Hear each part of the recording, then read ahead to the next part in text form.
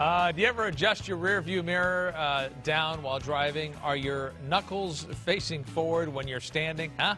Do you swing your arms forward but not back when you walk? Okay, well, our next guest says any of these habits could be a sign of bad posture. She's here to help us shape up how we sit and stand. Please welcome posture coach and the creator of the 30-day posture makeover, Michelle Joyce. Good morning. Good morning. Just before we say anything, looking at the four of us, how are we doing?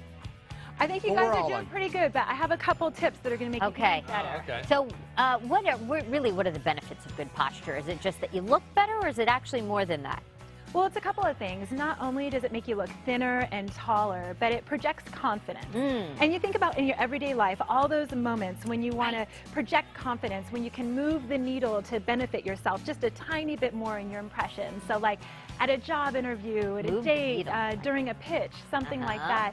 It's going to help you a lot to just present yourself well if your posture is good. And what are the health issues that you face when you have bad posture?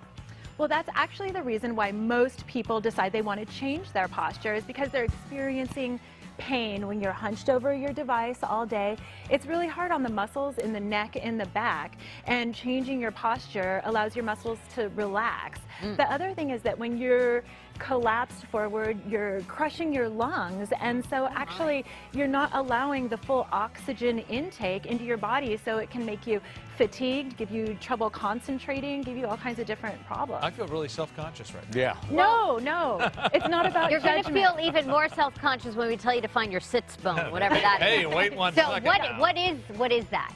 That is a bone in your pelvis, and it's where you want your weight when you're sitting, to stack yourself up properly and get you ready for success with your posture. So to find your sits bones, you want to kind of lean forward a tiny bit, scoot your bottom way back in the chair, and then sit up. And you should be on a nice sturdy part of your pelvis, and your back should naturally want to It actually feels good. It does. And you can tell when you're slouching back towards that tailbone, especially when you're in the car, if you have to adjust your rear view mirror downwards. So if you have the urge to adjust that mirror downwards, first think about what your pelvis is doing, and you might just need to adjust your position. And shoulders, do I throw them all back, or what's? And most people think that you got to kind of puff your chest out and hold yourself tight like this, and that's good posture, but that's only just going to be exhausting. It's not sustainable, right? So first of all, you don't want to puff out your chest. You want to have your shoulder blades be flat against the rib cage, close to the spine, and kind of sliding down the spine a little bit. So if you do a couple shoulder rolls, and I bring my whole arm with me when I do a shoulder roll, and you'll notice when your shoulders are in the right position, your palm wants to face forward. And you get your shoulders in that right position, and then you relax. Continuously doing those shoulder rolls throughout the day, it's going to strengthen the muscles in the upper back and make it easier to hold that position. Okay, you also say the chin.